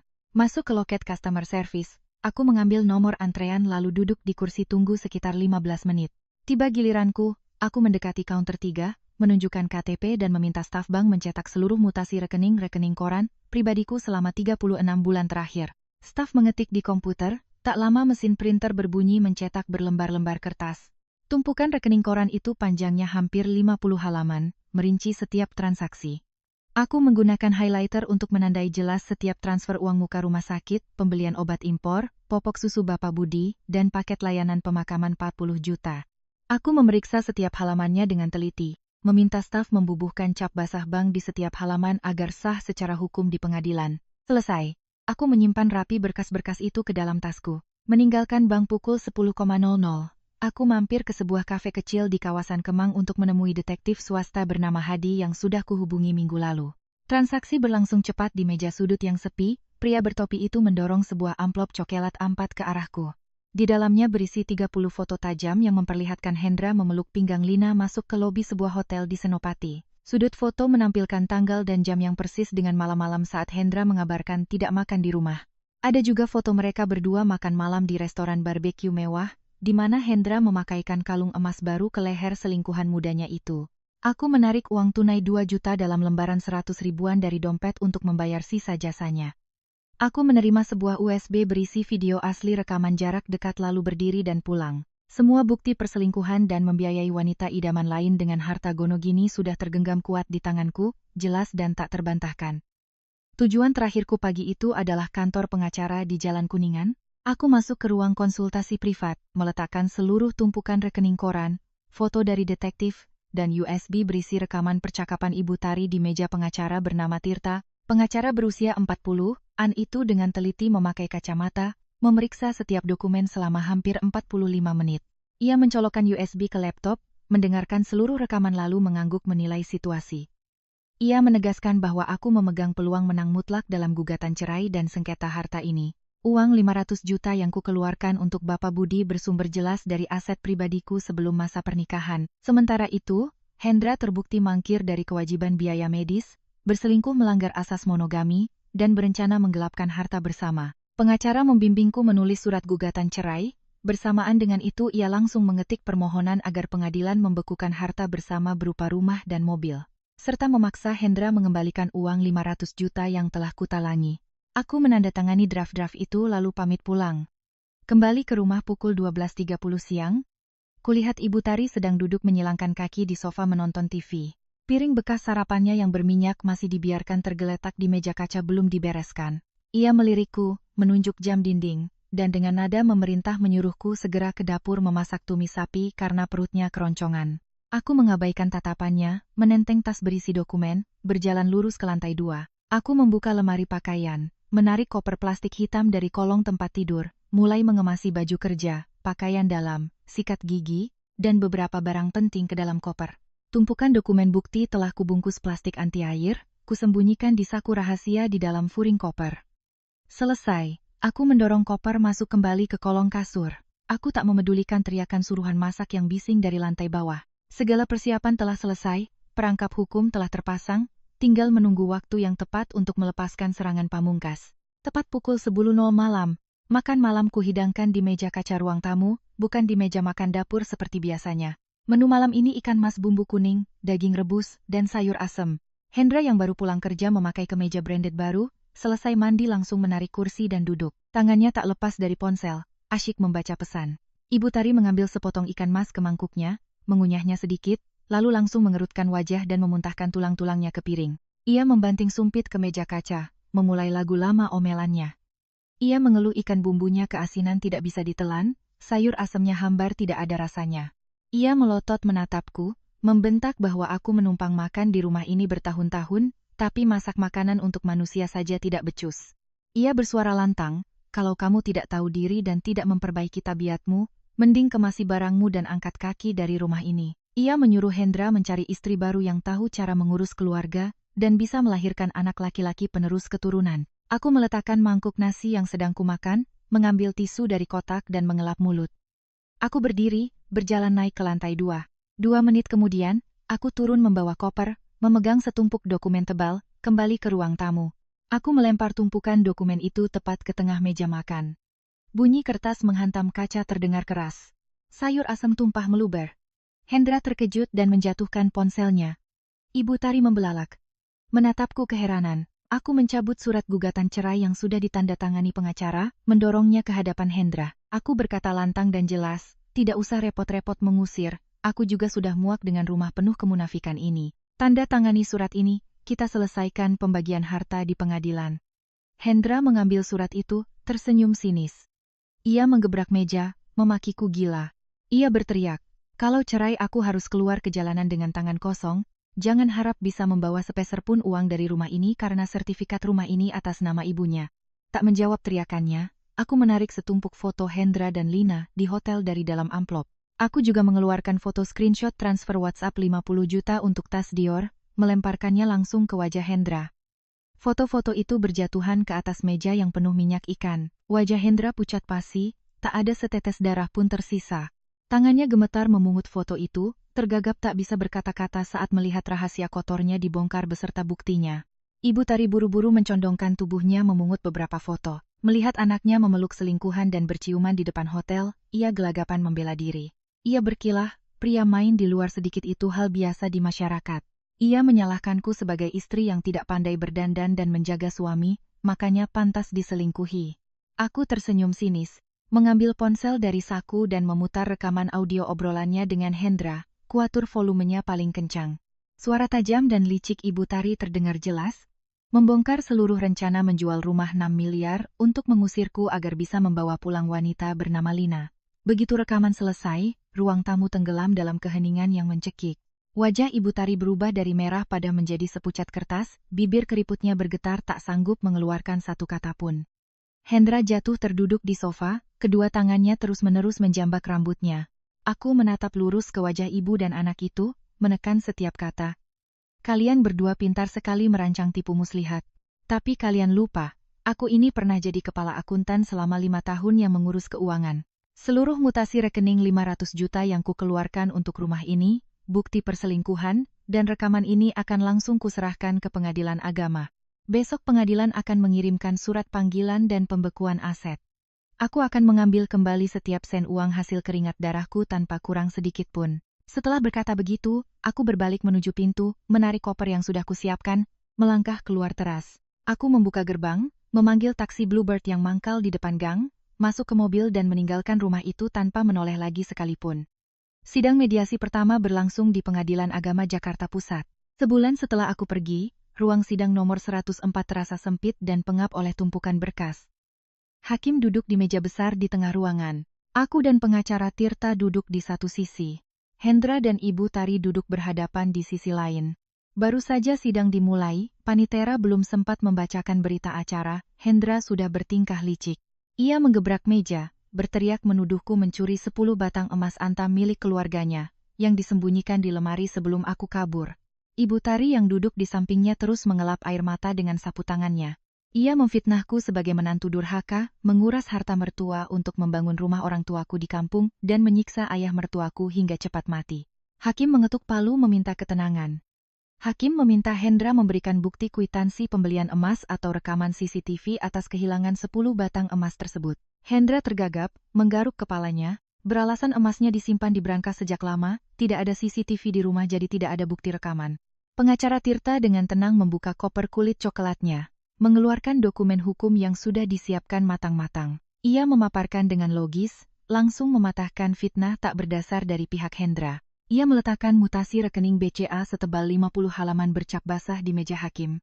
Pengacara menunjukkan setiap rincian transfer pembayaran uang muka rumah sakit, pembelian obat resep, hingga pelunasan paket layanan kedukaan. Total uang yang terkumpul mencapai angka pastinya 515 juta. Sumber dana ini terbukti sah sebagai harta bawaan pribadiku sebelum masa pernikahan, tersimpan dalam deposito berjangka panjang. Sebaliknya, pengacara memberikan salinan rekening Hendra. Salinan itu membuktikan Hendra sama sekali tidak mengeluarkan dana medis sepeser pun untuk pengobatan Bapak Budi selama 3 tahun dirawat. Selanjutnya, pengacara mengeluarkan rentetan bukti telak mengenai pelanggaran asas pernikahan. Tumpukan foto berwarna Hendra masuk hotel bersama Lina, dan screenshot mutasi WhatsApp transfer 50 juta beli tas Dior dijejerkan di hadapan hakim. Pengacara menekankan pelanggaran berat asas monogami oleh tergugat, sekaligus membuktikan Hendra punya penghasilan dan uang tunai, tapi sengaja lari dari tanggung jawab keluarga untuk membiayai wanita idaman lain. Rekaman audio rencana penggelapan aset dan merampas jerih payahku juga diserahkan dalam bentuk USB, dilampirkan dengan transkrip yang telah disahkan notaris. Di hadapan bukti hitam di atas putih yang sangat jelas, argumen Hendra runtuh tak tersisa. Hendra menunduk dalam-dalam ke meja, keringat dingin bercucuran di dahinya. Ibu Tari tak lagi menangis atau berteriak, matanya liar memandang sekeliling, mencari cara berkelit tapi sia-sia. Hakim membuat berita acara, mencatat seluruh bukti yang diberikan penggugat. Pengadilan menolak mentah-mentah tuduhan pencurian emas dari pihak Hendra karena tidak ada dasar hukum sama sekali. Sidang mediasi dinyatakan gagal karena aku bersikeras tidak mau mencabut gugatan, tidak menerima mediasi untuk rujuk.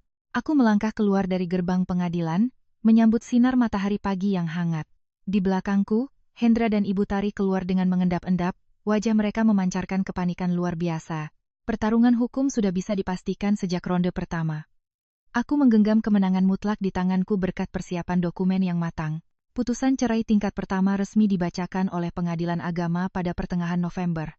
Berdiri di depan podium kayu, hakim memegang kertas dan membacakan keputusannya. Pengadilan mengabulkan gugatan cerai dariku karena rumah tangga telah rusak parah, tujuan pernikahan tak bisa dicapai.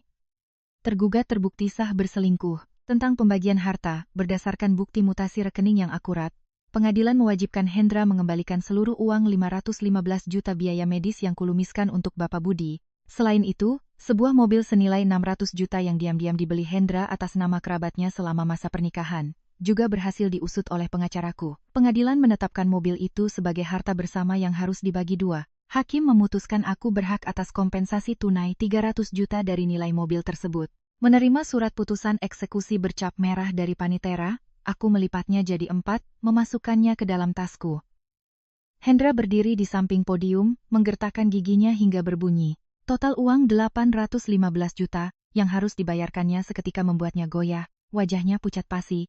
Ia terpaksa menghubungi showroom untuk menjual cepat mobilnya dan menguras habis kartu kreditnya untuk membayar denda.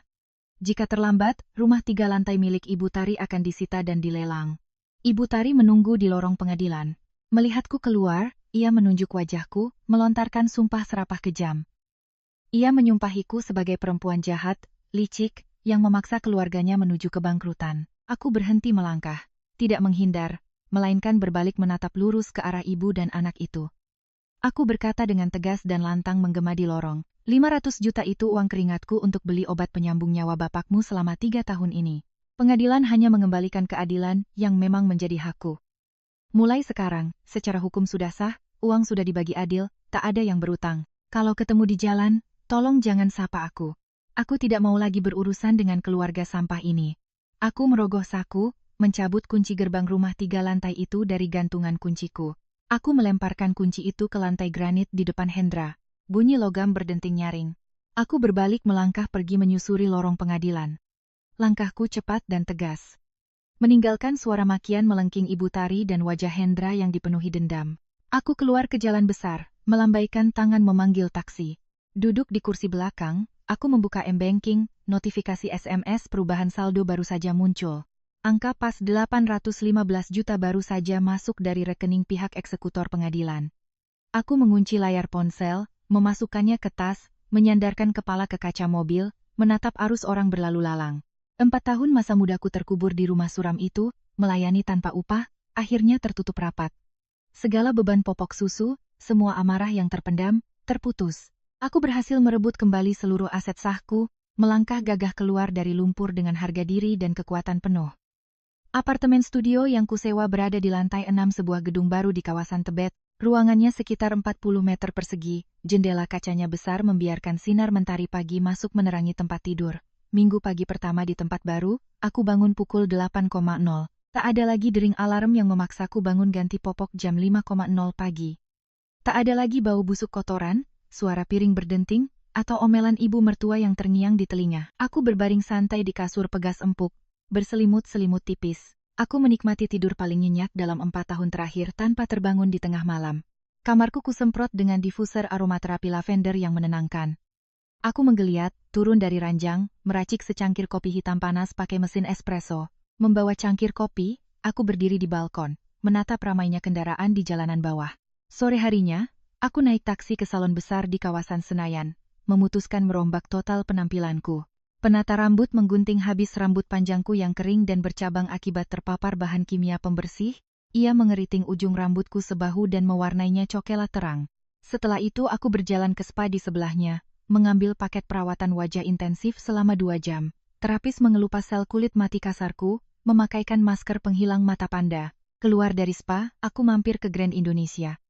Aku membuang seluruh daster tipis rumahanku ke tempat sampah. Kogesek kartuku membeli banyak gaun kerja elegan, blus sutra, dan beberapa lipstik warna merah terang dan nude. Melihat pantulan diriku di cermin fitting room, aku hampir tak mengenali sosok wanita kuyu dan tua beberapa bulan lalu. Maya yang sekarang penuh vitalitas, mengenakan gaun yang pas di badan, dengan makeup wajah tajam memukau. Senin pagi minggu berikutnya, mengenakan setelan blazer putih merek ternama dan menenteng tas kulit, aku melangkah percaya diri ke kantor sebuah perusahaan properti besar untuk wawancara.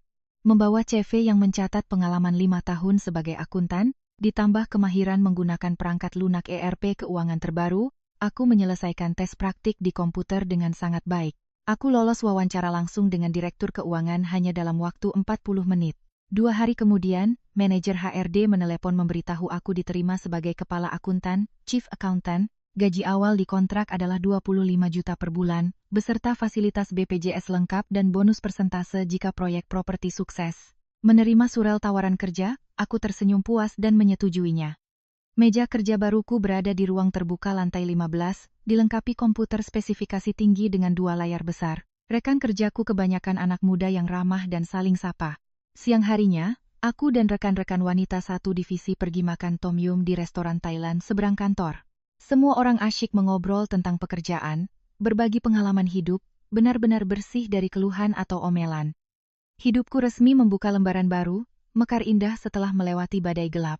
Kemandirian finansial dan kebebasan mental telah memberiku kekuatan tak ternilai.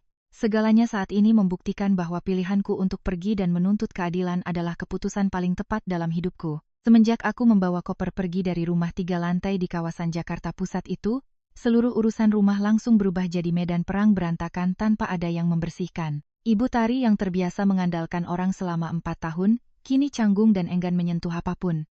Pagi bangun jam 8.00, buka kulkas kosong melompong karena tak ada yang ke pasar, ia terpaksa merobek bungkus mie instan dan menyeduhnya. Selesai makan, mangkuk kotor berlemak ia lempar begitu saja ke wastafel di belakang sampai dihinggapi lalat. Siang harinya, malas masak, ia memesan makanan online. Kotak styrofoam bekas nasi goreng dibiarkan berserakan di atas meja kaca ruang tamu berhari-hari. Hendra pulang kerja jam 11 malam, melepas baju lalu melempar ke mejanya yang bau keringat dan miras langsung ke lantai kamar mandi. Ember plastik besar di tempat cucian menggunung tinggi dengan baju kotor. Pakaian itu mulai berbau asam karena tak ada yang memilah, tak ada yang menekan mesin cuci atau menjemurnya di jemuran. Akhir pekan itu, usai menyelesaikan ganti rugi pengadilan, Hendra resmi membawa Lina ke rumah untuk berkenalan dengan calon ibu mertuanya. Lina turun dari taksi, menenteng tas Dior seharga 50 juta, mengenakan gaun ketat yang membalut tubuhnya. Baru saja melangkah ke teras ruang tamu, Lina langsung menutup hidungnya dengan tangan. Wanita itu mengerutkan wajah, mengeluhkan bau busuk dari tempat cuci piring yang dipenuhi sisa makanan belum dibuang. Ibu tari yang sedang main ponsel di sofa, melihat calon menantunya langsung buru-buru berdiri menyambut. Tamu belum hangat duduk, ibu tari menunjuk tumpukan piring berjamur di luar, dengan suara keras menyuruh Lina menyingsingkan lengan baju mencuci piring, sekalian menyapu rumah agar bersih untuk ia memasak menjamu tamu. Mendengar itu, Lina mencebikkan bibir dan membalas belak-belakan tanpa tedeng aling-aling. Ia menyatakan datang ke sini untuk jadi istri, bukan jadi pembantu bersih-bersih. Ia memamerkan 10 jarinya, memamerkan kuku akrilik nail art seharga 1 juta yang tak boleh terkena sabun cuci piring karena bisa rusak. Lina menoleh pada Hendra, menuntut agar ia memanggil asisten rumah tangga atau mereka berdua akan makan di luar karena ia ogah makan di rumah kotor ini. Mendengar bantahan berani dari Lina, Ibu Tari murka. Ia menggebrak meja kaca, menunjuk wajah Lina, memakinya sebagai perempuan malas, kurang ajar, tak tahu tata krama. Ia mengungkit-ungkit diriku dulu yang penurut, sehari 3 kali masak dan bebersih untuk membandingkan. Hendra berdiri di tengah, bukannya membela ibunya seperti biasa, ia malah menepis tangan Ibu Tari dan membela Lina. Hendra berkata, "Ibu jangan pakai standar istri kampungan yang lama buat menilai Lina." Ia beralasan Lina orang modern, terbiasa hidup enak, urusan rumah harus sewa orang. Hendra mengeluarkan ponsel, memesan taksi online. Ia menarik tangan Lina keluar menuju gang, meninggalkan Ibu Tari yang berdiri mematung di ruang tamu berantakan. Ibu Tari saking marahnya menendang kotak styrofoam kosong di kakinya sampai melayang ke dinding, dadanya kembang kempis menahan emosi. Tanpa aku yang mengurus segalanya, kehidupan sehari-hari ibu dan anak itu lumpuh total. Konflik keluarga mulai meledak hebat. Tepat 3 hari setelah aku menerima putusan cerai dan uang ganti rugi, keluarga Hendra menghadapi acara penting, peringatan haul ke 100 hari doa bersama, tahlilan, keluarga besar ayahnya. Menurut tradisi tahunan, ini adalah hari di mana para paman, bibi, dan sepupu dari kampung halaman akan menyewa bus berkumpul di rumah anak sulung laki-laki, yaitu rumah Hendra, untuk berdoa dan makan-makan. Biasanya di acara-acara seperti ini, akulah yang harus begadang dan bangun pagi buta, membuat daftar menu 10 masakan. Aku mencatat jumlah tamu, pergi sendiri pakai motor ke pasar induk Kramat Jati jam 4.00 subuh membeli bahan. Aku menyingsingkan lengan baju mulai dari memotong ayam, memetik sayur, hingga memasak 5 porsi besar sajian makan. Semua urusan mulai dari menata bunga di meja, menyajikan buah, menyiapkan sajian doa, hingga mengangkat piring naik turun, bersih-bersih, mencuci gunungan piring seusai acara adalah tanggung jawabku. Ibu Tari dan Hendra saat acara itu cuma memakai baju bagus, berdiri di depan pintu menyambut tamu dengan senyum. Mereka dengan santai menerima pujian dari kerabat atas betapa rapinya persiapan keluarga. Sabtu pagi buta, sehari sebelum acara haul, Ibu Tari melihat kalender di dinding, terperanjat sadar besok adalah hari haul keluarga. Ia buru-buru berlari ke tangga memanggil Hendra turun ke ruang tamu untuk membahas rencana. Ibu dan anak itu memandang ke sekeliling rumah yang dipenuhi barang berantakan, sarang laba-laba di sudut plafon. Bau lembab menguar tajam karena rumah selalu tertutup. Ibu Tari mulai panik berjalan mondar-mandir. Ia menyuruh Hendra segera menelepon layanan catering. Hendra menelepon 5-6 catering. Semuanya menolak pesanan karena terlalu mendadak, tidak mungkin sempat menyiapkan bahan untuk 5 meja. Apalagi ini akhir pekan, jadwal catering sudah penuh. Hendra menoleh berkata, "Bu, bagaimana kalau telepon Lina suruh datang bantu ke pasar masak masakan sederhana?" Mendengar nama calon menantunya, Ibu Tari langsung menepis ide itu. Ia menggerutu, perempuan yang pegang sumpit saja takut kukunya rusak, mau diharap apa masak buat keluarga dan leluhur. Sesepuh keluarga melihat dia kikuk memecahkan piring, malah jadi bahan tertawaan dan cibiran orang sedesa. Waktu berlalu hingga sore, ibu dan anak itu masih mondar-mandir di sofa tak menemukan solusi. Ibu Tari mulai menjambak rambutnya, wajahnya berkerut. Ia sangat takut pada penilaian tajam dari para sesepuh, paman, dan bibi keluarga besar. Jika besok keluarga datang dan rumah berantakan layaknya tempat sampah, meja ruang tamu dingin tanpa bunga dan sajian, dipastikan ia akan dijauhi. Ia akan menanggung aib, dituduh tak menghormati keluarga besar.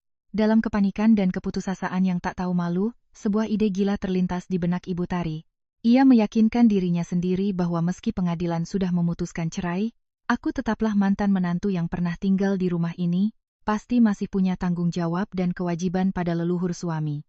Ia sangat yakin dengan sifat pasrah dan penurutku selama 4 tahun ini, asal ia menelepon membentak dengan nada keras menakut-nakuti pakai nama baik keluarga, aku akan ketakutan dan patuh datang melayani. Ibu Tari menepuk pahanya, memutuskan besok pagi buta akan menelepon memaksaku datang memasak. Pukul 5.00 pagi hari Minggu, suhu udara turun karena sisa gerimis semalaman. Di apartemen studio di lantai 6 milikku, aku masih meringkuk nyaman di dalam selimut tebal, terlelap dalam mimpi indah. Tiba-tiba, suara dering ponsel di meja samping berbunyi bertubi-tubi, nada dering nyaringnya memecah keheningan. Aku mengerutkan kening, menjulurkan tangan dari selimut meraba-raba mencari ponsel. Layar menyala terang, menampilkan dengan sangat jelas nomor telepon Ibu Tari. Aku ragu beberapa detik, jariku melayang di atas tombol merah, berniat menolak panggilan. Tapi rasa penasaran kenapa ia menelepon pagi buta membuatku menggeser jari ke tombol hijau untuk menjawab. Baru saja kutempelkan ponsel ke telinga, aku sudah mendengar suara lengkingan memekakan telinga, nada memerintah yang familiar terdengar dari ujung sana, sama sekali tak ada rasa sungkan atau segan. Ibu Tari berteriak-teriak memerintah di telepon, persis seperti saat aku masih jadi menantu. Jam segini kamu masih sembunyi di selimut? Jam udah nunjukin pukul 5.00 pagi. Cepat bangun, keluarin motor ke pasar induk Kramat Jati sekarang, beli 5 ekor ayam kampung, beras ketan, sayuran, dan bumbu-bumbu, cepat ke sini. Hari ini haul besar, jam 9 nanti para paman dan bibi dari kampung nyewa bus ke sini. Kamu mau rumah berantakan kotor dan meja kosong melompong begini supaya keluarga besar meludahi muka kita semua? Hah? Ia mencerokos panjang lebar melontarkan perintah tanpa henti tak memberiku celah menyela. Nada suaranya penuh paksaan dan otoritas atasan. Di otak sempit Ibu Tari, surat cerai berstempel merah dari pengadilan itu seolah tak pernah ada. Atau ia memang sengaja mengabaikannya. Ia ingin terus mengeksploitasi tenagaku demi menutupi gengsi semu keluarganya. Aku berbaring tenang di kasur yang empuk, ponsel menempel di telinga, mendengar jelas suara napasnya yang tersengal-sengal karena bicara terlalu cepat. Ia tak berhenti dan terus mengancam. Ku beritahu ya, kamu jangan mulai berlagak malas. Suamimu sibuk kerja cari uang, tidak ada waktu urus hal sepele. Jadi menantu perempuan harus tahu diri, tahu mengurus rumah. Nanti kalau sudah sampai rumah jangan lupa mampir warung, beli pembersih lantai, sikat lagi lantai tempat cucian sampai lumutnya hilang. Jangan sampai aku harus mengulang pesanan, belanja yang cepat. Ingat, pilih ayam kampung yang bagus buat sajian.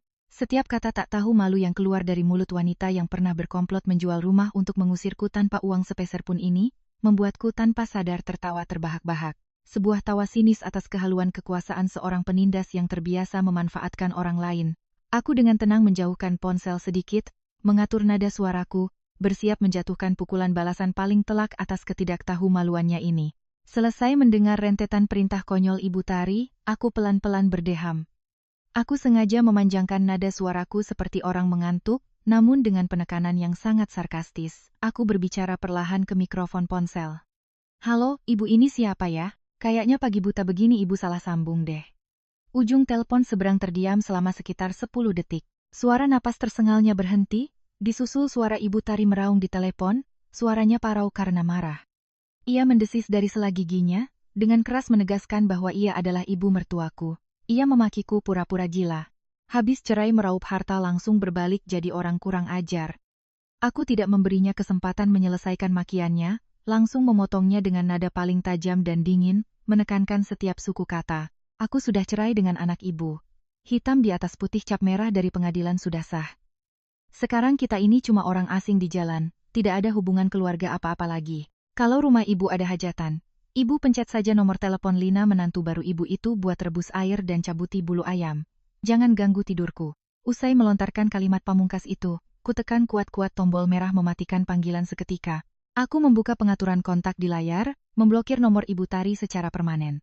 Aku juga memblokir nomor pribadi Hendra, agar mereka tak bisa mengirim WA atau menelepon menggangguku untuk selamanya. Aku melempar ponsel ke kasur, menarik selimut menutupi bahuku, lalu kembali memejamkan mata, tidur pulas hingga pukul 8.00 pagi tanpa peduli urusan dunia luar. Sementara itu, di rumah 3 lantai tersebut, Ibu Tari berdiri mematung di tengah dapur yang kotor. Bunyi tutut tanda panggilan diputus terus berdengung di telinganya. Ia mencoba menelepon lagi 5-6 kali, namun hanya mendengar suara operator otomatis yang mengatakan nomor tidak dapat dihubungi.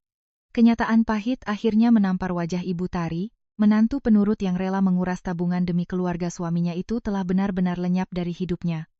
Tak ada lagi yang bisa dimarahi dan disuruh-suruh. Tak ada yang memikul beban pekerjaan segunung di hari haul keluarga. Pukul 6.30 pagi, Hendra yang masih pakai baju tidur turun dari lantai atas ke ruang tamu. Ia menguap lebar menanyakan pada ibunya apakah aku sudah membeli sesajen dan kembali. Ibu Tari membanting ponselnya ke atas meja kaca hingga retak berkeping-keping. Ia jatuh terduduk di sofa, menangis meraung-raung menyumpahi aku kejam dan tak tahu balas budi. Hendra melihat meja pecah langsung panik. Melihat jam dinding sudah mepet, Hendra buru-buru mengambil kunci motor melesat ke pasar kaget di depan gang membeli makanan seadanya. Ia membeli beberapa potong ayam goreng tepung, nasi kotak, dan buah-buahan yang sudah dibungkus Mika. Hendra membawanya pulang. Ibu dan anak itu panik membuka plastik, memindahkan makanan ke piring plastik, tak sempat mendidihkan air membuat teh, tak sempat menyapu rumah yang berbau busuk sampah. Meja sajian dingin tanpa seuntai bunga pun, hanya ada makanan beli mendadak yang tergeletak acak-acakan. Kepanikan memuncak ketika bel gerbang berbunyi terus-menerus, pertanda para sesepuh dari kampung telah tiba di depan gang. Tepat pukul 10.00 pagi, para paman, bibi, dan kerabat memenuhi halaman rumah Ibu Tari. Begitu melangkah ke ruang tamu, semua orang langsung menutup hidung, mengerutkan dahi mencium bau busuk dari tumpukan baju dan piring kotor di tempat cuci. Paman tertua, Pak D, yang memakai baju koko dan memegang tongkat masuk. Ia melihat sajian yang semrawut di atas meja, langsung memukulkan tongkatnya ke lantai. Ia memarahi Hendra dengan keras. Hendra ini anak sulung laki-laki, tidak tahu tanggung jawab, menyiapkan acara untuk leluhur saja bikin malu keluarga besar. Ibu Tari gugup membawa nampan air minum, menangis terseduh-seduh membuat karangan menyalahkanku. Ia berbohong bahwa aku menantu kurang ajar yang diam-diam mencuri 10 batang emas keluarga lalu kabur dengan laki-laki lain. Ia bilang aku meninggalkan wanita tua sakit-sakitan tanpa ada yang merawat, makanya tak sempat menyiapkan acara layak untuk para leluhur. Para bibi dan kerabat yang duduk di sekeliling meja mendengar itu berbisik-bisik, mengangguk-angguk bersimpati atas nasib malang Ibu Tari. Di saat yang sama, aku sedang memakai gaun sifon, asyik menyeruput es kopi susu di sebuah kafe cantik dengan pemandangan arah Kemang.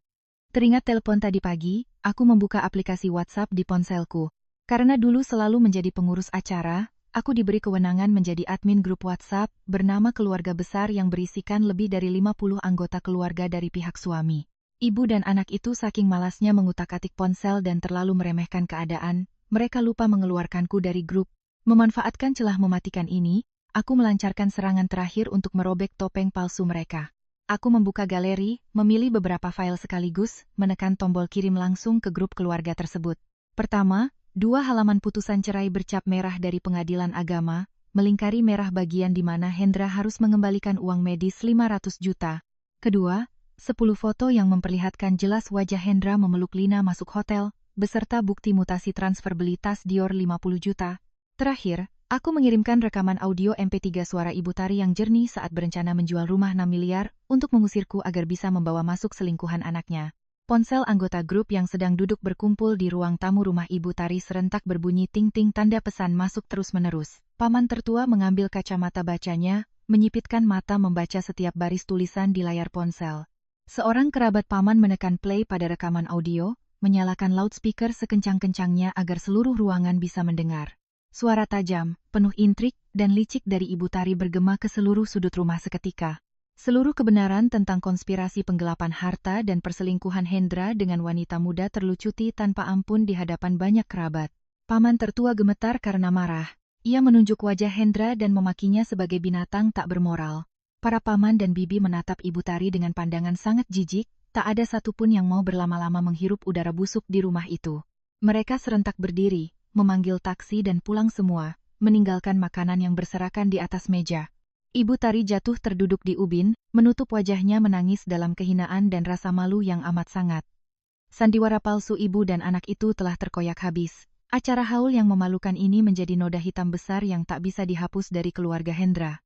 Beberapa hari kemudian, Lina mengetahui dari teman-temannya bahwa harta Hendra sudah dibagi 2 oleh pengadilan. Ia tahu Hendra berutang besar harus membayar kompensasi 500 juta padaku. Mobil mewahnya juga sudah dijual murah ke showroom untuk bayar utang. Ditambah lagi, reputasi buruk Hendra yang berselingkuh dan durhaka pada ayahnya menyebar luas ke penjuru kompleks. Teman dan rekan bisnisnya menjauh dan memutus kontak. Melihat Hendra bangkrut tak punya nilai guna lagi, Lina langsung memblokir nomor teleponnya. Wanita itu mengemas seluruh tas branded dan perhiasan pemberian Hendra, kabur entah kemana tanpa kata pamit. Hendra jatuh dalam kemiskinan, utang kartu kredit menumpuk, mentalnya hancur lebur hingga ia mengundurkan diri dari kantornya. Ibu Tari hidup di rumah kotor penuh sampah, penyakit vertigo dan radang sendinya kumat berulang kali, tapi tak ada satupun yang membelikan obat, tak ada yang memapahnya atau menyuapinya bubur. Seluruh kerabat keluarga besar memutus hubungan total, tak mau dihubungi. Ibu dan anak itu akhirnya harus merasakan sensasi kesepian dan ketidakberdayaan yang luar biasa, sama persis seperti yang telah mereka lakukan padaku selama 4 tahun ini. Sebuah karma akhir yang instan, kejam namun sangat pantas untuk sifat egois mereka. Jumat pagi, sinar matahari yang cerah menembus jendela kaca transparan di ruang tunggu Terminal 3 Bandara Internasional Soekarno-Hatta. Aku berdiri di depan meja check-in, mengenakan gaun sifon biru muda berlapis mantel modis. Rambutku bergelombang tebal, berkibar ringan terkena hembusan AC. Tanganku menggenggam erat gagang koper berwarna kuning cerah. Di dalam barang bawaan itu penuh dengan baju renang baru, dress maksi pantai, dan perlengkapan liburan selama 5 hari ke Bali. Aku menyerahkan KTP dan kode booking pesawat di ponsel kepada petugas counter. Aku menerima tiket cetak dengan namaku diiringi senyum semeringah, lalu mengirim koper ke konveyor. Pengeras suara berbunyi mengumumkan penerbangan maskapai segera berangkat, mempersilakan penumpang menuju pintu 8. Aku berbalik melangkah menuju area pemeriksaan keamanan. Langkah kakiku terasa ringan dan pasti di atas lantai granit. Duduk nyaman di kursi kulit di dekat jendela pesawat, aku mengencangkan sabuk pengaman, melemparkan pandangan ke awan putih yang mengambang di bawah sayap pesawat. Mesin menderu, mengangkat badan pesawat melesat ke langit biru yang luas. Aku membuka ponsel, menggeser layar melihat notifikasi pesan bahwa gaji bulan pertamaku sebagai kepala akuntan telah ditransfer HRD ke rekeningku. Saldo bankku kini telah kembali kuat, hidup yang mandiri dan bebas sepenuhnya berada dalam kendaliku. 4 tahun hidup di neraka rumah mertua, membenamkan kepala untuk bersih-bersih, menanggung kekejaman, penindasan, dan pengkhianatan, secara resmi telah mundur menjadi masa lalu, menguap sepenuhnya bagaikan awan di luar sana.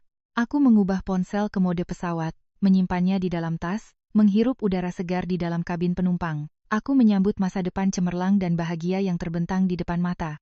Keputusanku untuk pergi secara berani, mengumpulkan bukti, dan bangkit menuntut keadilan serta hartaku adalah keputusan paling luar biasa dalam hidupku.